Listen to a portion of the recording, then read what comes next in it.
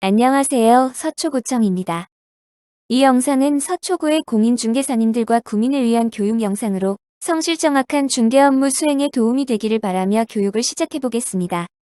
교육 순서는 먼저 개업 공인중개사가 지켜야 할 의무사항 등 운영 실무, 다음은 개정된 서식의 중개대상물 확인 설명서 작성 방법, 마지막으로 중개대상물 표시 광고 규정 순서로 진행되겠습니다. 최근 들어 공인중개사 합격자 수는 증가하였습니다. 그만큼 부동산 중개업 종사자가 많아졌다는 것일 텐데요. 하지만 자격증만 있다고 해서 중개업을 할 수 있는 것이 아닙니다. 부동산 중개업을 하기 위해서는 먼저 등록관청에 개설 등록 신청을 해야 합니다. 등록관청은 중개사무소를 두려는 지역을 관할하는 시군구청장을 말합니다. 그렇다면 개설 등록을 하기 위해서는 무엇이 필요한지 알아보도록 하겠습니다. 먼저 1년 이내에 실무 교육을 이수한 수료증이 있어야 합니다. 그리고 적법한 용도의 건축물의 중개사무소를 확보한 임대차 계약서 등 서류가 있어야 하고, 개설 등록이 적법한 용도는 업무시설, 판매시설, 제1종 및 2종 근린생활시설을 말합니다. 그리고 개설 등록 신청은 잔금일 또는 계약일이 아닌 인도일 기준으로 계약서상 인도일 이후에 개설 등록 신청이 가능합니다. 만약 중개사무소를 공동으로 사용하려는 경우에는 개설 등록 또는 이전 신고 시 그 중개사무소를 사용할 권리가 있는 다른 개업 공인중개사의 승낙서를 첨부해야 합니다. 마지막으로 여권용 사진 한 장이 필요합니다. 부동산 중개 법인을 개설할 때는 추가 사항이 있는데요. 법인 등기부 등 본상 자본금이 5천만 원 이상이어야 하며 공인중개사법 제14조에 규정된 위 업무만을 영위할 목적으로 설립되어야 합니다. 그리고 대표자는 공인중개사여야 하며 대표자를 제외한 임원 또는 사원의 3분의 1 이상 공인중개사여야 하고, 대표자 포함 임원 또는 사원 전부 실무 교육을 이수해야 합니다. 여기서 사원은 합명회사 또는 합자회사의 무한책임사원을 말합니다. 개설 등록을 신청하였으면 개설 등록증을 교부받아 업무를 개시하기 전에 손해배상 책임을 보장하기 위하여 보증보험 또는 공제에 법인인 개업공인중개사는 2억 원 이상, 법인이 아닌 개업공인중개사는 1억 원 이상 가입하거나 공탁하여야 합니다. 모든 개업공인중개사는 중개임의 시, 고의 또는 과실로 거래 당사자에게 재산상의 손해를 발생시키면 그 손해를 배상할 법적인 책임이 있기 때문이죠. 그러므로 영업 중인 개업공인중개사라면 하루도 빠짐없이 보증 설정이 되어 있어야 하고, 보증기간이 만료되면 그 전에 다시 보증을 설정해야겠죠. 만약 그러지 못한다면 업무정지 1개월에 해당됩니다. 2023년 1월 1일부터는 법인 4억 원 이상, 법인이 아닌 개업공인중개사는 2억 원 이상으로 바뀝니다. 또한 중개가 완성된 때에는 거래 당사자 양측의 손해배상 책임의 보장에 관해 설명하고 관계증서의 사본 또는 전자문서를 제공해야 합니다. 이를 어길 시 과태료 30만 원에 해당됩니다. 그리고 개업공인중개사는 개시의 의무가 있습니다. 업무 보증증서와 개설 등록증 원본, 공인중개사 자격증 원본, 중개보수 유일표, 그리고 2022년부터 추가로 사업자 등록증까지 사무실에 반드시 게시하여야 합니다. 이제 업무를 시작할 준비는 다 됐습니다. 그렇다면 같이 일할 직원이 필요하겠죠? 부동산 중개사무소에서 일할 수 있는 직원은 소속 공인중개사와 중개보조원으로 나뉩니다. 소속 공인중개사는 개업공인중개사에 소속된 공인중개사로서 중개 업무를 수행하거나 개업공인중개사의 중개 업무를 보조하는 자입니다. 반면에 중개보조원은 공인중개사가 아닌 자로서 개업공인중개사에 소속되어 중개 대상물에 대한 현장 안내 및 일반 서무 등 개업공인중개사의 중개 업무와 관련된 단순한 업무를 보조하는 자를 말합니다. 그러므로 공인중개사가 아닌 중개보조원은 절대 중개행위를 하면 안 되는 것입니다. 그리고 직원을 고용할 때와 해고할 때는 반드시 신고해야 합니다. 고용할 때는 개업공인중개사가 소속 공인중개사나 중개보조원이 업무를 개시하기 전까지 등록관청에 고용신고를 하여야 하고, 해고할 때는 고용관계가 종료된 날부터 10일 이내에 신고하여야 합니다. 이를 위반하면 업무정지 1개월의 처분이 내려집니다. 고용신고를 할 때의 필요 서류는 소속 공인중개사는 공인중개사 자격증, 실무교육 수료증, 등록 인장이 필요합니다.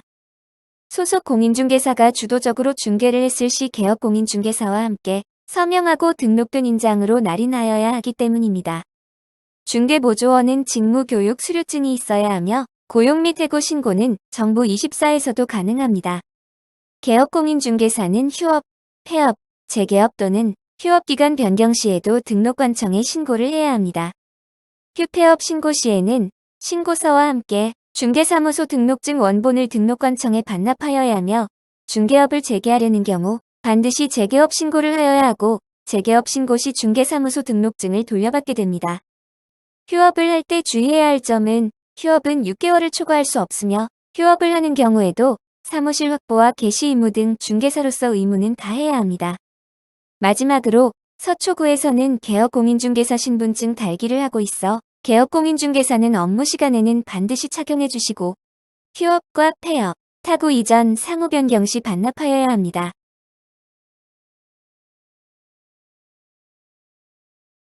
이어서 중개대상물 확인설명서 작성 방법에 대해서 알아보겠습니다.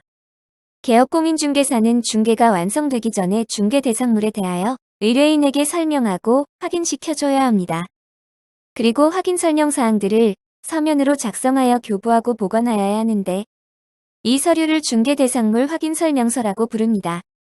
중개대상물 확인설명서는 중개대상물 종류에 따라 주거용 건축물, 비주거용 건축물, 토지 그리고 임목 등 4가지로 나뉘며 이번 시간에는 흔하게 이용하는 주거용 중개대상물 확인설명서에 대하여 알아보겠습니다. 먼저 주거용 건축물 중에서 단독주택, 공동주택, 매매 교환 임대 중 어디에 해당되는지 체크를 해야 합니다. 이어서 확인 설명하는 근거 자료들을 체크하고 대상물건의 상태에 관한 자료 요구 사항을 적어야 합니다. 자료 요구 사항에는 공적장부 외에 확인 설명에 필요한 자료를 요구하였는지, 요구했으나 불응하였는지 등에 대해서 반드시 기재하여야 합니다. 이어서 1번 대상물건의 표시에는 토지, 임야 대장과 건축물 대장을 확인하여 작성하여야 합니다. 2번 권리관계는 등기부 등본 기재사항과 민간 임대 등록 여부, 그리고 2021년 12월 31일자로 개정된 계약갱신 요구권 행사 여부와 다가구 주택 확인 서류 제출 여부를 작성하여야 합니다.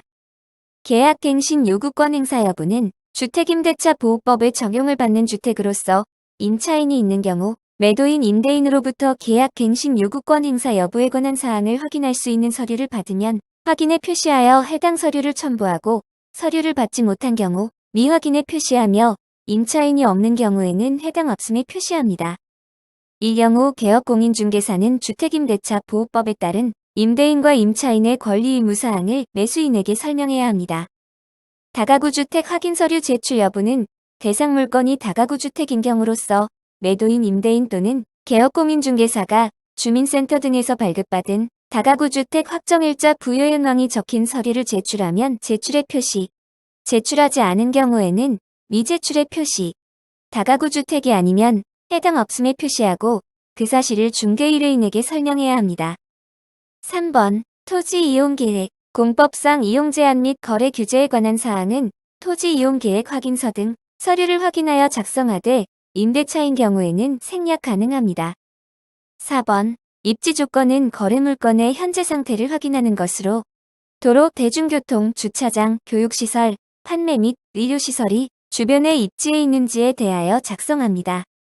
이어서 5번 관리에 관한 사항, 6번 비선호시설 유무, 7번 거래 예정 금액 등과 8번 취득 시 부담할 조세의 종류 및 세율을 적는 란이 있습니다. 세율의 경우 과세 기준과 보유주택수 등을 꼼꼼하게 확인하고 설명해서 작성해야 합니다. 9번 공적 장부와 다르거나 기재란이 없는 실제 권리 관계 또는 공시되지 않은 물건의 권리 사항이 있다면 위와 같이 적어줍니다. 다음은 직접 건축물에 가서 확인하고 작성하는 부분들입니다. 10번 내부 외부 시설물의 상태는 거래 대상 건축물의 상태를 서식대로 작성하는데 눈으로 확인 불가능한 사항은 매도인 임대인에게 관련 자료를 요구해서 작성해야 합니다. 난방 방식 및 연료 공급이 개별 공급인 경우 사용 연한을 확인하여 작성하는 란이 추가됐습니다.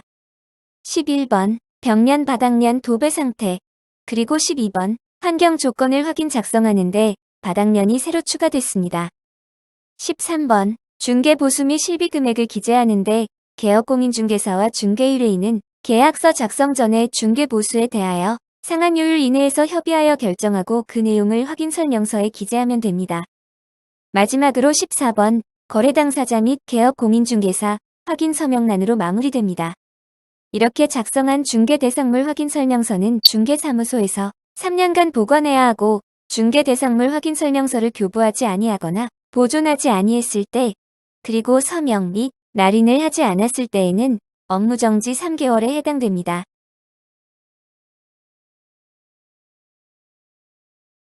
마지막으로 중개대상물 표시 광고 규정에 대해서 알아보겠습니다. 개업공인중개사분들 인터넷으로 매물 광고 많이 하실 텐데요.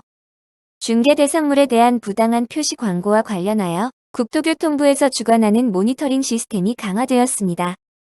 이에 따라 개업공인중개사분들이 꼭 알아야 할 몇 가지 사항에 대해 알려드립니다. 첫 번째로 명시 의무에 관한 사항입니다. 먼저 중개사무소와 개업공인중개사에 관한 사항을 명시하여야 합니다. 사무소 명칭, 소재지, 등록관청에 등록된 전화번호, 그리고 개설 등록증의 등록번호, 개업공인중개사의 성명이 명시되어야 합니다. 소속 공인중개사의 성명은 대표자 성명과 병기 시에만 가능합니다. 또한 중개보조원에 관한 사항을 명시하는 것은 금지되어 있습니다. 중개사무소와 개업공인중개사에 관한 사항은 인터넷 광고뿐만 아니라 현수막 등 모든 표시 광고에 적용이 됩니다. 다음으로 인터넷 표시 광고에 적용되는 중개대상물에 대한 명시사항입니다. 건축물을 기준으로 12가지 항목이 있는데요. 하나씩 살펴보겠습니다. 먼저 소재지를 입력합니다. 단독주택인 경우 집원을 포함해서 입력해야 하며 중개의뢰인이 요청 시에는 읍면동 위까지 표시 가능합니다. 단독주택을 제외한 주택은 집원과 동 층수를 포함하여 입력하여야 합니다. 중개의뢰인의 요청 시에는 층수를 저, 중, 고로 표시 가능합니다. 주택을 제외한 건축물은 층수를 포함하여 읍면 동리까지 표시 가능합니다. 면적은 전용 면적을 제곱미터 단위로 표시하여야 합니다. 가격은 매매의 경우 매매 가격, 임대차는 보증금과 차임으로 구분하여 단일 가격으로 표시하여야 합니다. 중개대상물 종류는 건축법에 따른 건축물의 용도를 기재해야 합니다. 미등기 건물의 경우 미등기 건물이라고 표시하면 됩니다. 거래 형태는 매매, 전세, 월세, 교환 그 밖의 권리 득실 변경 중에서 기재하면 됩니다. 총 층수는 중개대상물이 소재하는 해당 건축물의 건축물 대장에 기재된 총 층수를 표시합니다. 입주 가능일은 입주 가능한 세부 날짜를 표시하여야 하며 즉시 입주 또는 합의에 따라 조정 가능 시에는 입주 가능월의 초순, 중순, 하순으로 표시도 가능합니다. 방수 및 욕실수는 건축물 현황도 등을 통해 확인해서 표시해야 합니다. 공용 화장실만 있는 상가 건물의 경우에는 그 공용 화장실 개수를 기재하면 충분합니다. 또한 상가 건물 전체를 매매하는 경우에는 상가 건물 전체에 있는 화장실 수를 기재하면 됩니다.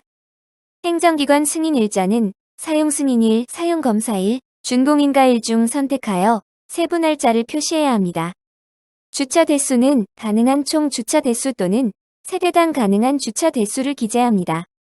관리비는 월 평균 액수를 표시하며 사용료와 구분하여 표시해야 합니다. 단독주택 등 사용료 외에 별도의 관리비가 없는 경우에는 관리비를 표시하지 않을 수 있습니다. 방향은 거실이나 건물 출입문 등 방향의 기준과 함께 표시하여야 합니다. 이와 같은 명시사항 의무를 위반하는 경우에는 50만 원 이하의 과태료가 부과됩니다. 간혹 부동산 중개 플랫폼 시스템상 법령에서 정하는 명시사항을 모두 표시하기 곤란한 경우가 있습니다.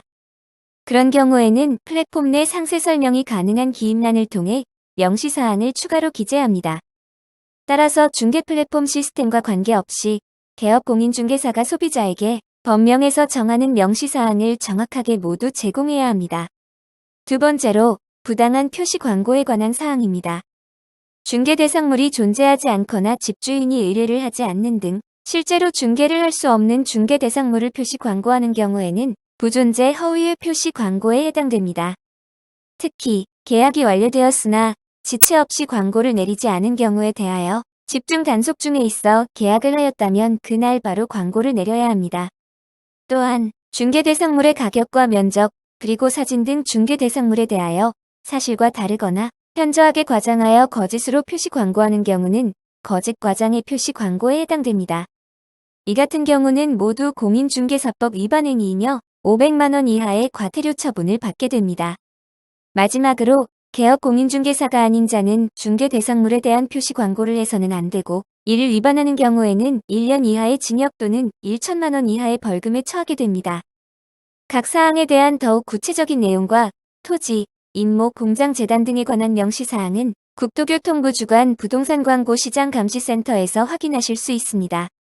또한 부동산광고시장감시센터에서는 매 분기 신고된 부동산 표시 광고 모니터링 결과를 각 지자체로 통보하고 있고 이에 따라 과태료를 부과하고 있으니 주의하시기 바랍니다. 지금까지 개업공인중개사 개설 등록부터 표시 광고까지 주의할 점들을 알아보았는데요. 주요 공인중개사법 위반 행정처분 사항은 다음과 같습니다. 이상으로 우리 서초구의 중개사님들과 구민들께 많은 도움이 되었기를 바라며 교육을 모두 마치겠습니다. 감사합니다.